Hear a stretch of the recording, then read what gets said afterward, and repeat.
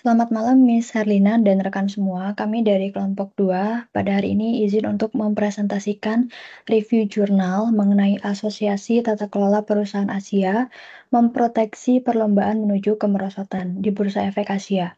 Kami dari kelompok 2 yang beranggotakan 4 orang. Ada saya Nayara sebagai moderator dan rekan lainnya ada Michelle, Jessica, dan juga Albert. Berikut untuk latar belakang akan dijelaskan oleh Michelle dan dilanjutkan presentasi oleh rekan yang lain. Terbelakang. Dari tahun 1960-an hingga pertengahan 1990-an, ASEAN mengalami pertumbuhan ekonomi tercepat di dunia, didorong oleh industrialisasi, pengembangan teknologi, dan tenaga kerja yang murah. Sistem perbankan yang kuat dan konglomerat besar yang sering dikendalikan keluarga atau pemerintah menjadi fondasi ekonomi di kawasan ini. Hong Kong, Singapura, dan Taiwan didominasi perusahaan keluarga. Sementara Korea Selatan dan Jepang oleh pemegang saham silang dengan kendali terbatas bagi minoritas. Transformasi dimulai di Jepang diikuti oleh 4 macan Asia, Hong Kong, Singapura, Korea Selatan, dan Taiwan. Dengan pertumbuhan PDB hingga 2 digit, Malaysia dan Thailand juga mengalami pertumbuhan besar sejak 1980-an. Fenomena ini yang dikenal sebagai keajaiban Asia Timur menarik arus investasi asing langsung dari 22 miliar US dollar menjadi 45,8 miliar US dollar. Lalu aliran modal swasta ke 5 negara utama, yaitu Korea Selatan, Indonesia, Thailand, Malaysia, dan Filipina, mencapai sepertiga dari total global pada 1996. Namun menurut David Smith, kelemahan dalam tata kelola perusahaan, regulasi yang belum matang, dan dominasi keluarga dalam bisnis menciptakan fondasi krisis keuangan Asia di akhir tahun 1960-an. Next. Permasalahannya, yang pertama adalah bagaimana krisis keuangan bisa terjadi, krisis keuangan Asia. Yang kedua, bagaimana asosiasi tata kelola perusahaan di Asia terbentuk dan proses kerjanya seperti apa. Lalu yang ketiga, bagaimana struktur permodal saham berganda bisa mempengaruhi sistem tata kelola perusahaan. Next. Ya, untuk landasan teori terdapat beberapa definisi awal yang perlu diketahui pada jurnal ini. Yang pertama, CLSA. CLSA itu adalah Credit Line Securities Asia adalah grup pialang dan investasi terkemuka yang berbasis di Hong Kong yang terkenal akan layanan riset ekuitas. Kemudian SFAT, mungkin nanti di beberapa di jurnal itu akan dibahas terkait dengan SFAT adalah badan peninjau yang memastikan keputusan regulasi yang dibuatkan oleh FSC Securities and Commission, di mana SFAT ini tugasnya adalah untuk memberikan suatu pengawasan terhadap Hong Kong SFC untuk mengawasi bursa efek dan berjangka di Hong Kong. Kemudian yang berikutnya adalah terkait dengan dual class structure. Dual class structure adalah struktur permodalan saham suatu perusahaan yang dibagi menjadi 2 atau lebih kelas hak suara yang berbeda, di mana saham pendiri biasanya menerima saham super voting yang lebih banyak dibandingkan dengan struktur yang biasanya. Kemudian yang berikutnya adalah hak suara tertimbang, di mana suara tertimbang memungkinkan saham tertentu memiliki hak suara lebih besar dari satu suara per saham, baik secara umum maupun dalam kondisi tertentu. Hal ini memberikan pemegang saham utama kemampuan untuk mempertahankan kendali seperti saat penerbitan saham baru. Next. Krisis keuangan Asia. Kalau tadi dilihat bahwa krisis tahun 96, pada tahun 1996 di mana investasi banyak mengalir ke Asia. Tetapi pada tahun 1997 terjadi suatu kemerosotan yang diawali dengan adanya devaluasi mata uang Thailand. Salah satunya akibat serangan spekulatif yang memicu devaluasi mata uang di Asia hingga 35-83% terhadap dolar, serta juga adanya penurunan kinerja pasar saham hingga 9%. Krisis diperburuk oleh tata kelola perusahaan yang tidak baik, kurangnya pelindungan pemegang saham minoritas oleh bursa saham, dan hilangnya kepercayaan investor yang menyebabkan larinya modal dan kehancuran pasar saham. Asosiasi Tata Kelola Perusahaan di Asia, atau singkatan dari ACGA, ASEAN Corporate Governance Association, adalah organisasi nirlaba independen yang didedikasikan untuk bekerjasama dengan investor, perusahaan, dan regulator dalam penerapan praktik tata kelola perusahaan yang efektif di seluruh Asia. ACGA didirikan pada tahun 1999 dengan keyakinan bahwa tata kelola perusahaan yang baik dan terus ditingkatkan merupakan hal mendasar bagi pengembangan ekonomi dan pasar modal Asia dalam jangka waktu yang panjang. Salah seorang pendiri SCGA, Ellen berkata bahwa pada saat itu Asia tidak memiliki kelompok yang benar-benar independen untuk melakukan penelitian terhadap bisnis dan tata kelolanya. Bahwa perusahaan yang melihat tata kelola sebagai sesuatu yang berharga bagi bisnis mereka telah menjadi semakin baik di wilayah tersebut, walaupun mungkin mereka minoritas. Jauh lebih mudah untuk mematuhi dan hanya mencentang kotak saat melakukan penilaian. Oleh karena itu, SCGA hadir untuk mengembangkan materi penelitian dan pendidikan untuk meningkatkan kesadaran tentang standar dan manfaat dari tata kelola perusahaan yang lebih baik. SCGA juga berfungsi sebagai penasihat bagi investor dalam upaya meningkatkan standar tata kelola perusahaan di seluruh wilayah Asia. Okay, next. SCGA membangun kredibilitas dan pengaruh. Sejak awal berdirinya, SCGA telah mengadopsi model keanggotaan nirlaba bagi perusahaan-perusahaan Asia. Perusahaan yang menjadi anggota SCGA ini membayar biaya tahunan untuk mengakses layanan penelitian dan pendidikan. Tetapi pada saat itu minat dari perusahaan sangat minim, bahkan regulator melihat SCGA hanya asosiasi yang tidak mungkin bisa berkembang karena selain tidak memiliki kewenangan regulasi, juga mereka bukan investor utama perusahaan. Pada tahun 2000, CLSA, Kredit Layanan Sekuritas Asia, sebuah perusahaan pialang saham yang berpusat di Hong Kong, menerbitkan laporan pertamanya tentang tata kelola perusahaan yang disebut CG Watch. Dalam edisi pertama CG Watch, CLSA ini memberikan peringkat 494 perusahaan di 25 pasar di seluruh dunia dalam tata kelola perusahaan berdasarkan 7 kriteria, yaitu disiplin manajemen, transparansi, independensi, akuntabilitas, tanggung jawab, keadilan, dan kesadaran sosial. Reaksi regulator terhadap CGWAS beragam pada awalnya, sebagian merasa kesal dengan peringkat negara mereka yang relatif rendah, sementara sebagian lainnya skeptis dengan kredibilitas laporan tersebut. Tim CGWAS melakukan diskusi dengan regulator terkait dengan standar tata kelola masing-masing negara. Akhirnya regulator bisa memahami pentingnya peningkatan standar tata kelolanya dan harapan bisa meningkatkan tata kelola perusahaan di negaranya. Pada tahun 2003, SCGA menjadi penerbit bersama dan kolaborator CG Watch. Mulai tahun 2003 itu, publikasi tersebut berfokus pada analisis pasar Asia. Berikut adalah tabel skor peringkat dari tahun 2003 hingga 2018 oleh CGA Company. Next. Pada tahun 2018, SCGA menata ulang survei pemeringkatan pasar menjadi 7 kategori pertanyaan yang berkaitan dengan lembaga-lembaga utama dalam ekosistem tata kelola, yaitu yang pertama ada pemerintah, yang kedua regulator, yang ketiga aturan tata kelola, yang keempat perusahaan publik terdaftar, yang kelima ada investor, auditor, dan regulator audit, yang keenam masyarakat sipil, dan yang ketujuh media. Tujuan dari penataan ulang ini adalah untuk menggambarkan lebih jelas peran yang dilakukan para kelompok pemangku kepentingan dalam ekosistem tata kelola perusahaan Asia untuk memperoleh lebih banyak informasi dan perbandingan yang tepat waktu. Berikut adalah tabel perbedaan penilaian antara SCGA dan CLSA terlihat di CGWatch 2018. Terima kasih. ACGA melakukan pembelaan. Upaya advokasi yang dilakukan oleh ACGA yang pertama, pada tahun 2006, ACGA membantu mencabut pembatasan yang dikenal sebagai aturan dua proksi di Singapura yang melarang investor institusional menghadiri rapat umum tahunan perusahaan. ACGA menyerukan amandemen dalam hukum perusahaan dan persyaratan pencatatan untuk menghapus aturan dua proksi. Pada tahun 2011, ketika Kementerian Keuangan Singapura mencari opini publik, di mana statistik dari ACGA dikutip, ACGA terus bekerja sama dengan bank subkustodian lokal yang akhirnya perubahan undang-undangnya terjadi di tahun 2014. Yang kedua, ACGA mendorong perubahan aturan di Taiwan untuk memberikan waktu yang cukup bagi investor asing meninjau agenda sebelum rapat umum pemegang saham atau RUPS. Hasilnya, periode pemberitahuan RUPS diperpanjang dari tanpa persyaratan menjadi 21 hari pada 2009, meningkatkan transparansi meskipun belum mencapai praktik terbaik di global. Yang ketiga, ACGA mempromosikan tata kelola perusahaan di Jepang dengan merekomendasikan setiap perusahaan memiliki minimal 3 direktur independen.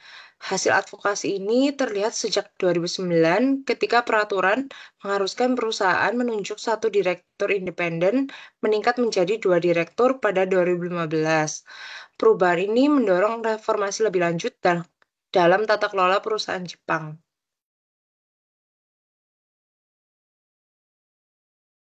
Keanggotaan ACGA. Sebagian besar anggota ACGA adalah investor institusional dan individu. ACGA tidak menerima keanggotaan dari badan pemerintah seperti regulator, bursa saham, atau organisasi yang membiayai ACGA. Pada akhir tahun 2019, ACGA memiliki 113 anggota, di mana 54% berada di Asia Pasifik, 24% berada di Eropa, dan 22% berada di Amerika Utara. Biaya keanggotaan standar untuk investor institusional senilai 10.350 US dollar setahunnya. Anggota ACGA dapat menerima seperti materi penelitian, berpartisipasi dalam kelompok diskusi, investor, dan konferensi tahunan ACGA, dan menerima akses awal ke CG Watch yang merupakan laporan utama yang diterbitkan 2 tahunan. Struktur permodalan saham ganda. Pada tahun 2009, hanya 2 dari 14 IPO teknologi atau 14% yang mengadopsi struktur permodalan saham ganda, lalu meningkat terus sampai tahun 2018. Menurut Hong Kong Exchange, per Juni 2017, 33 dari 116 perusahaan Tiongkok yang terdaftar di Amerika Serikat menggunakan struktur permodalan saham ganda. Kapitasi perusahaan Tiongkok mencapai 561 miliar US dollar.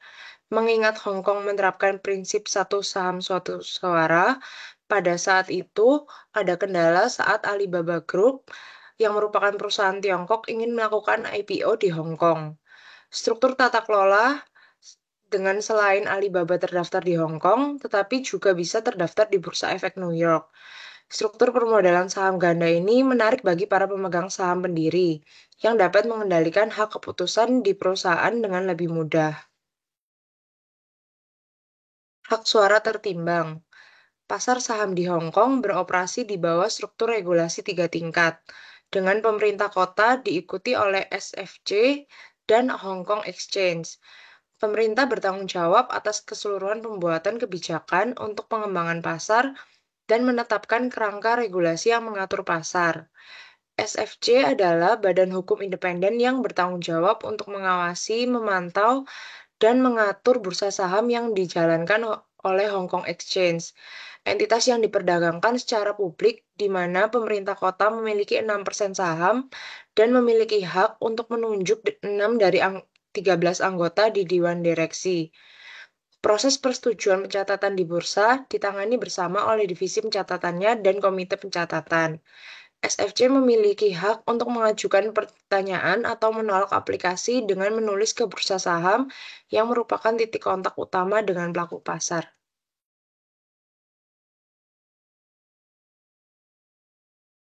Selanjutnya, reformasi struktur regulasi pencatatan saham. Adanya konflik antara Securities and Futures Commission atau SFC dan Hong Kong Exchange mengenai website voting rights memunculkan kebutuhan reformasi dalam regulasi pencatatan saham. Yang pertama, adanya langkah-langkah reformasi. Jadi pada tahun 2013, SFC ini menerapkan aturan yang meminta pertanggungjawaban sponsor pada IPO, yaitu bank investasi yang disewa untuk membawa perusahaan go public. Dan kemudian pada tahun 2016, HEX dan SVC ini mengajukan usulan bersama untuk mereformasi struktur pengambilan keputusan dan tata kelola untuk regulasi pencatatan IPO. Salah satu hasil pentingnya itu adalah proses SVC terkait proses persetujuan pencatatan, yakni regulator akan melakukan intervensi dengan memberitahu pemohon pencatatan secara langsung tentang kekhawatiran atau potensi keberatannya pada tahap awal proses yang berbeda dari norma sebelumnya, yang mengajukan keberatan menjelang akhir proses. Kemudian pada tahun 2018, HEX melakukan konsultasi publik baru mengenai izin untuk mendaftarkan perusahaan-perusahaan ekonomi baru, yang mencakup perusahaan bioteknologi yang diketahui tidak memenuhi uji kelayakan finansial. Kemudian persyaratan IPO baru, di mana pada kapitalisasi pasar minimum harus mempunyai 10 miliar Hong Kong dolar. Dan untuk pendapatan tahunannya harus memiliki lebih dari 1 miliar Hong Kong dolar atau lebih besar dari 40 miliar Hong Kong dolar tanpa pendapatan minimum. Kemudian untuk struktur permodalan saham mempunyai mekanisme natural sunset, di mana saham dengan hak suara superior akan dibatalkan ketika penerima manfaat meninggal dunia atau menjadi tidak mampu, tidak lagi menjadi direktur atau mengalihkan suaranya. Kemudian suatu saham golongan suara unggul tidak dapat memiliki hak suara lebih dari 10 kali lipat hak suara saham lainnya dari kelas biasa. Next.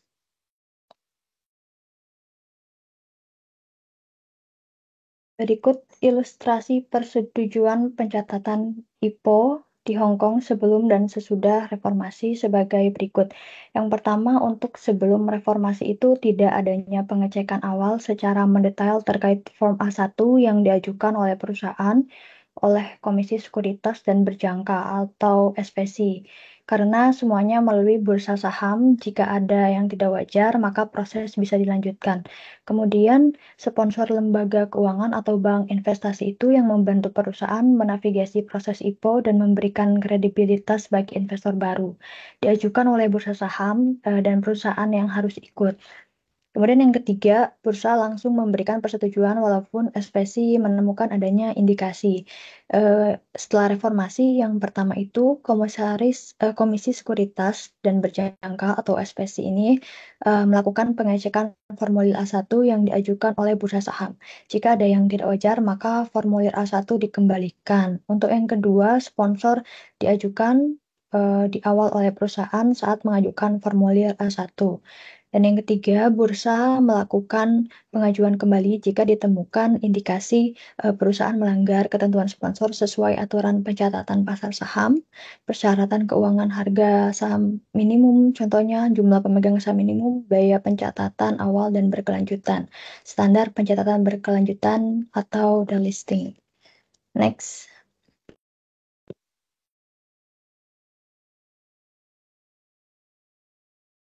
Kritik terhadap hak suara tertimbang.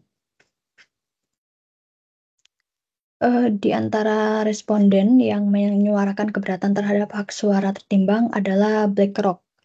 Jadi adanya pro dan kontra dari perusahaan BlackRock. BlackRock ini merupakan perusahaan yang memiliki manajemen aset terbesar di dunia dan juga merupakan anggota ACGA. Jadi BlackRock ini berpendapat bahwa struktur permodalan saham ganda membuat pemegang saham non-hak suara tertimbang menghadapi risiko pengambil alihan dan manajemen yang mempersempit ruang gerak.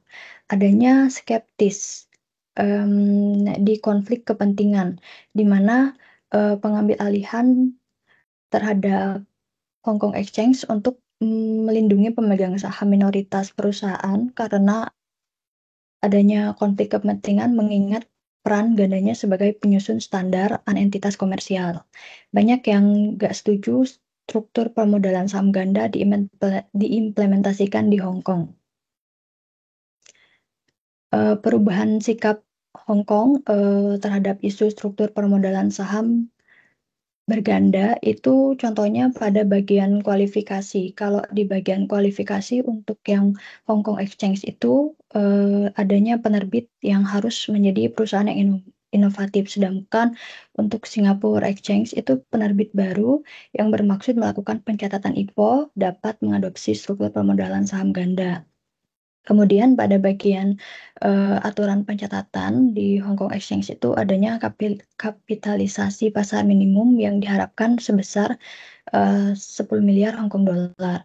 Kalau di Singapore Exchange itu adanya hak suara yang berhak memberikan suara dibatasi hingga 10 suara per saham.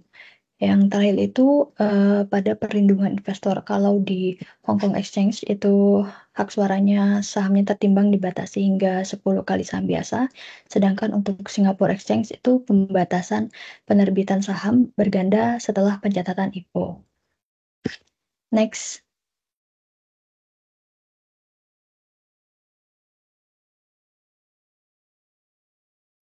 Asia menghadapi keputusan sulit dalam reformasi. Berdasarkan CG Watch tahun 2018 menyebut Hong Kong dan Singapura kehilangan kepemimpinan moral karena mendukung struktur saham berganda. Hal ini menjadi evaluasi regulator di negara lain, salah satunya itu di Korea. Regulasi saham beragenda sulit diterapkan karena dominasi konglomerat atau yang disebut cabal itu yang enggan melepas kontrol kepada investor.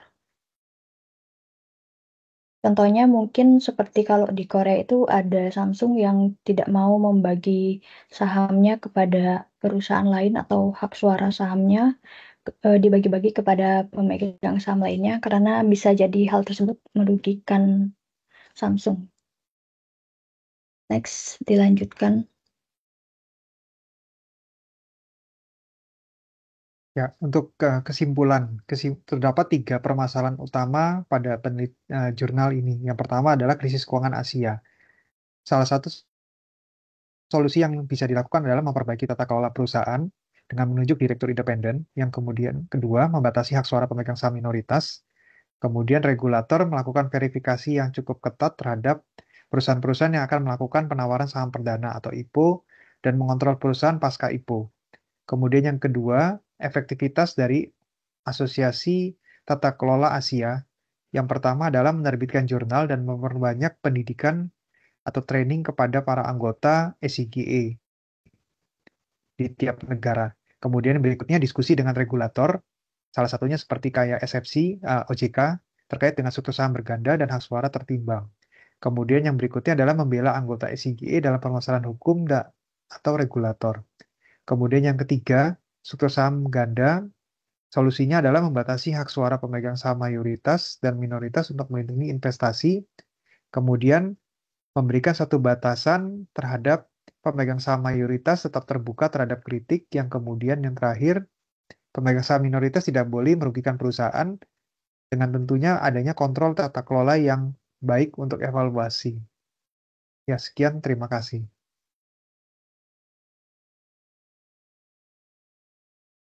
Sekian dari kelompok 2 presentasi malam ini. Kami mohon maaf apabila ada kesalahan kata dan penyampaian materi yang kurang. Kami berterima kasih kepada Ibu Herlina yang sudah menjadi dosen pengampu kami di semester ini. Semoga Ibu selalu diberkati oleh Tuhan. Kita semua selalu diberkati oleh Tuhan. Terima kasih semua. Ya, terima kasih.